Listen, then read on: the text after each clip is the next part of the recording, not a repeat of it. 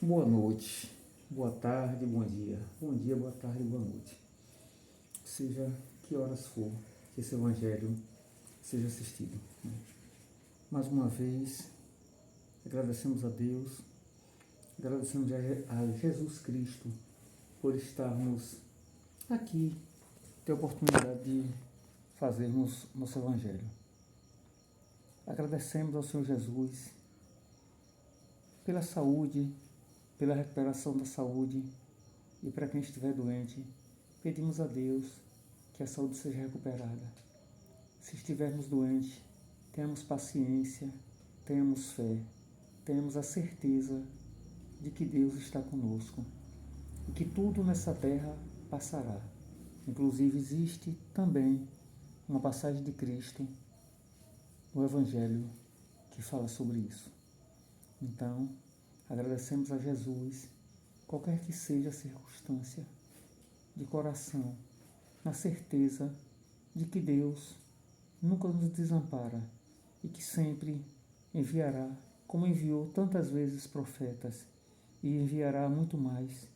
Enviou Jesus e enviará muito mais, e envia sempre irmãos maiores, abnegados, espíritos bons, anjos, santos, independente da religião que seja, todo aquele ente, espírito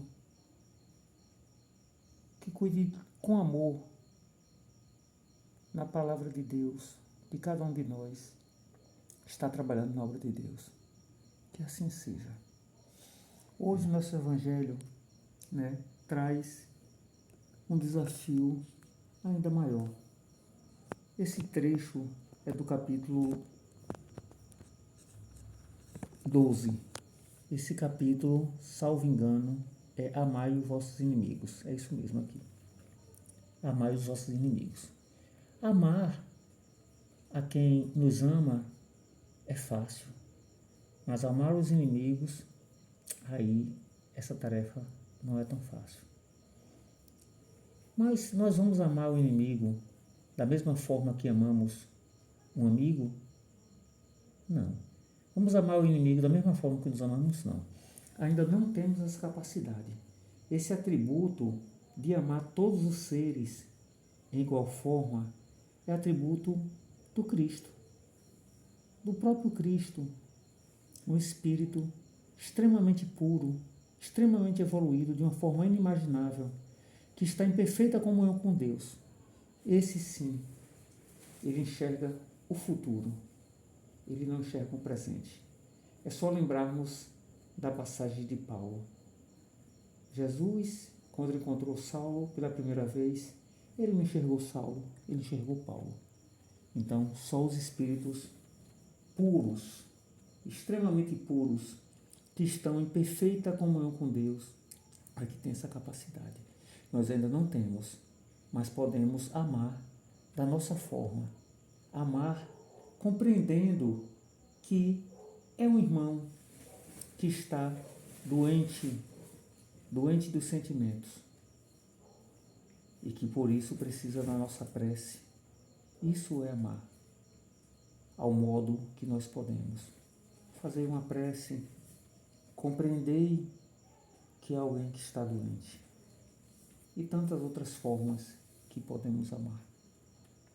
Então, esse capítulo é muito bom, porque ele tem aqui, retribuir o mal com o bem. Retribuir o mal com o bem. Isso é ensinamento de Jesus. Os inimigos desencarnados, ele vai explicar. Se alguém bater na face, apresentar-lhe também a outra. Isso aqui não é o rosto não, viu, gente? A gente vai fazer um evangelho sobre isso. Se alguém bater no rosto, não é para a gente dar outro lado, dizer bata aqui do outro lado, não. Não é isso não, viu? Nós vamos fazer esse evangelho também. Isso aqui, quando alguém bate na nossa face, seja bater de verdade ou seja fazendo mal, a gente oferece o lado do bem, da paz, do amor. A gente não oferece conflito, a gente oferece paz. Instrução dos espíritos, a vingança, o ódio, o duelo. O de hoje é os inimigos desencarnados. Sim. Essa é uma questão interessante, porque no Brasil, recentemente, se criou um jargão, né, que foi infeliz. Né? Um jargão que foi infeliz. E se ele avaliado bem, nós que não somos perfeitos, né, se em algum momento a gente achou esse jargão feliz, vamos refletir sobre ele hoje. Eu não vou falar sobre o jargão, mas quando a gente acabar de ler o Evangelho, a gente vai saber. Foi um jargão infeliz. Mas é um jargão que eu não vou culpar quem criou o jargão, nem quem falou, não. Porque é uma coisa que estava no psiquismo do brasileiro. Né? Vamos entender. Pode ler, meu filho. Os inimigos desencarnados. Tem o espírita ainda outros motivos de indulgência para com seus inimigos. Sabe ele, primeiro, que a maldade não é o estado permanente dos homens, que ela se prende a uma imperfeição momentânea, e que, do mesmo modo que a criança se corrige dos seus defeitos, o homem mau reconhecerá um dia seus erros e se tornará bom. Olha só. Deus tem paciência, né? Maravilhoso. Só isso aí já seria suficiente, né? Só isso aí já seria suficiente. Só esse pedacinho seria suficiente. Olha quanta coisa, né? Que maravilha. Ainda outros motivos tem o espírita. Aqui não tem espírita, a gente pode botar cristão, né? Porque espírita é cristão. Né? Espírita é cristão. O espírita entende toda a religião, né? Tudo aquilo que fala do bem, que trata do bem. Então, só isso aqui, né? Ainda há outros motivos para o cristão para ser indulgente com os inimigos, né? Sabe ele, primeiramente, que a maldade não é o estado permanente dos homens. Não vai ser para sempre, não. Isso é temporário. E aí ele compara bem. Que ele decorre de uma imperfeição temporária. E que, assim como uma criança corrige seus defeitos, né? Todos nós nascemos criança. Sim. E ficamos adultos. Assim como uma criança corrige seus defeitos, o homem mau, né, que ainda está na infância espiritual, né, reconhecerá um dia seus erros e se tornará bom. Encerra aqui. Então, é só a gente entender que todos nós estamos na infância e que todos nós temos equívocos, defeitos, arestas a parar, defeitos a consertar. Basta lembrar da parábola de Jesus em que ele pergunta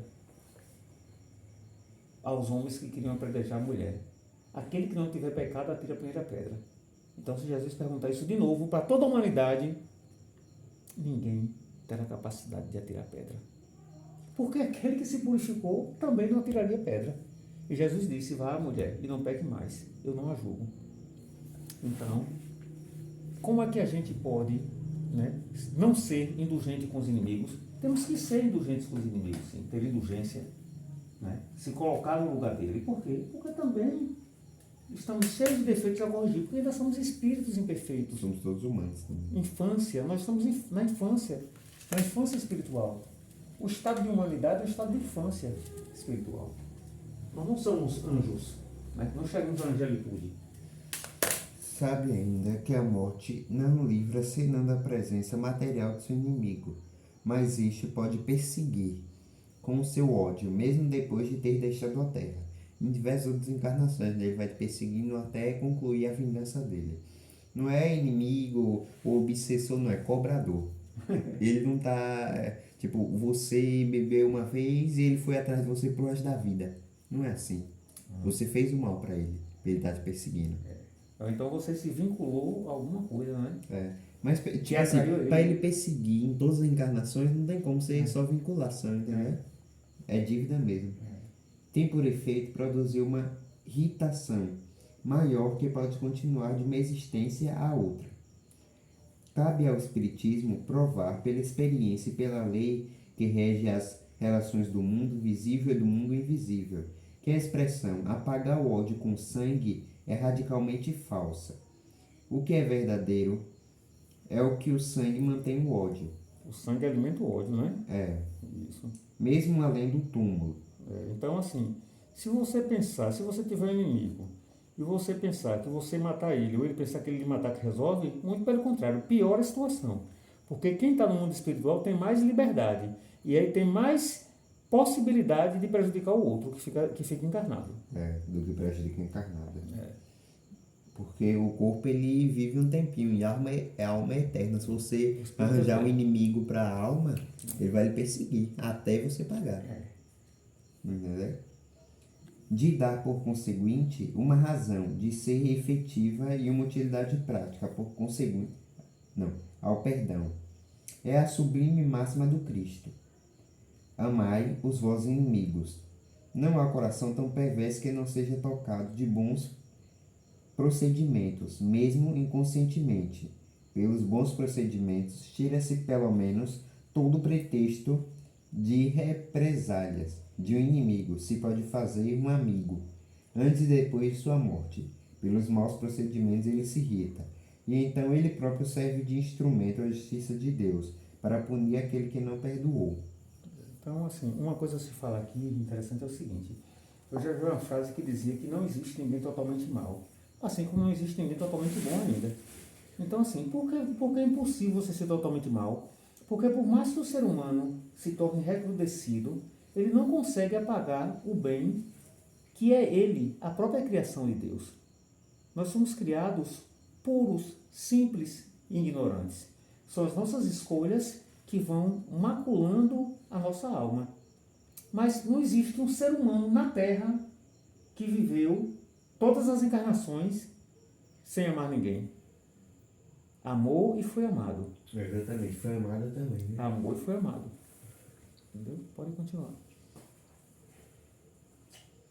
Pode-se, pois, ter inimigos entre os encarnados e entre os desencarnados. Os inimigos do mundo invisível manifestam sua malevolência pelas obsessões e pelas subjugações do corpo, das quais tantas pessoas são alvo, e que são uma variedade das provas da vida. Essas provas, como as outras, ajudam a adiantamento devem ser aceitos com resignação e como consequência de natureza inferior do globo terrestre. Se não houvesse homens maus sobre a terra, não haveria espíritos maus ao redor dela. Se, pois, deveis ter indulgência e benevolência para com os inimigos encarnados, devemos tê-las igualmente para com aqueles que estão desencarnados. Algum comentário? Não. Duas coisas aqui, ó. Vai, Fábio. Pode falar. Os inimigos do mundo invisível manifestam sua malevolência pelas obsessões, subjugações, né? Subjugação, na verdade, é um tipo de obsessão. Ele falou aqui como se fossem coisas diferentes. É um controle. Mas não é, né? Como que se tanta gente se vê abraços e que representam um gênero de provações, as quais, como as outras, ocorrem para orientamento, as quais, como as outras, concorrem para orientamento. Ou seja, a gente está sofrendo obsessão, subjugação, mas a gente está evoluindo com isso. Isso ajuda a você a evoluir. Entendeu? E aqui embaixo, se consequentemente se deve usar de benevolência com os inimigos encarnados, do mesmo modo se deve proceder com os desencarnados. Ou seja, você sabe que está sendo obsediado. Você vai ficar com ódio? Não. É como você falou mais cedo. Se a gente está sendo obsediado, é o que a gente deve. A gente precisa se esclarecer e nos esclarecendo, a gente esclarece o irmão e todo mundo se liberta. Porque para ele também não está bom. São duas escolhas, né?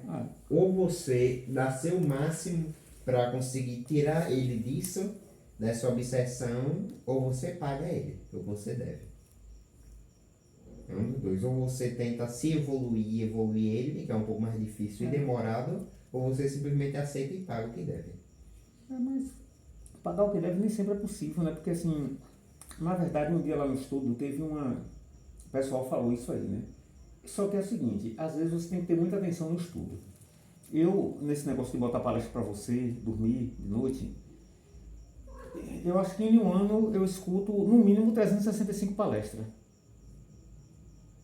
Então, uma das coisas mais sábias que eu ouvi dizer é o seguinte: a gente não tem dívida com o outro, a gente tem dívida com a lei.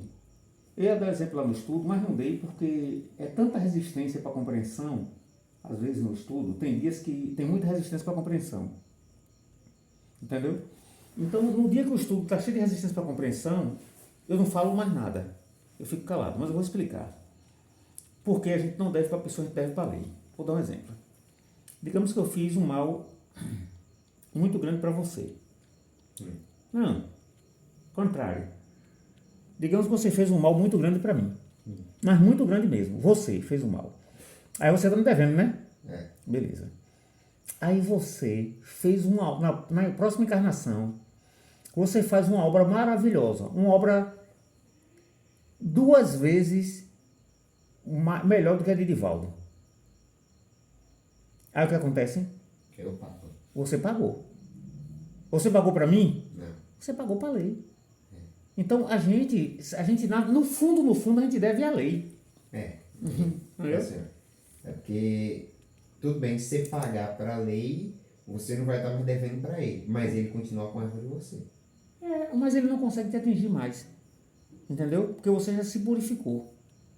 Porque ninguém é dependente do outro. Entenda. Você não depende de mim. Você não depende de mim. A sua evolução depende de mim. Não. Se você escolher ser Divaldo. Aí na próxima encarnação você escolhe ser Divaldo. Na próxima você escolhe ser Irmã Dulce. Na próxima você escolhe ser Maria Teresa de Calcutá. Você depende de mim? Não. Na minha cabeça era assim, ó.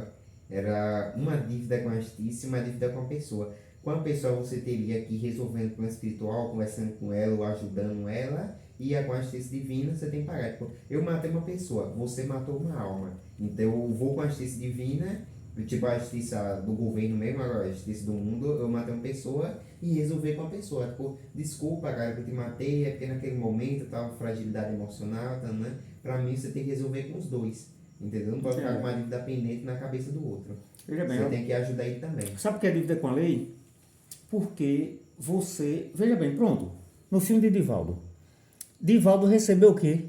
O que foi que ele recebeu que o obsessor desistiu dele? A mãe. Pronto. Ele pagou o cara? Não. Ele pagou a mãe. Foi. Tá entendendo que um não está vinculado com o outro? É. Agora sim, às vezes tem dias que você vai para o estudo e a pessoa está tão resistente de entender que você nem adianta falar. Então você não fala. Teve um dia no estudo que eu tive vontade de falar isso. Eu digo, gente, a gente não se vincula com o outro não. No fundo, a gente se vincula com a lei. Entendeu? Mas a gente tem que estar receptivo para aprender. Entendeu? Eu vi isso de alguém muito estudioso, muito evoluído, bem mais do que eu. Entendeu? Um palestrante, ou você foi Divaldo Franco, foi Haroldo Dutra. Entendeu? Você não se vincula com o outro, não. Você se vincula com a lei. Você está vinculado com o outro. Mas você se desvincula. Um segue e outro fica.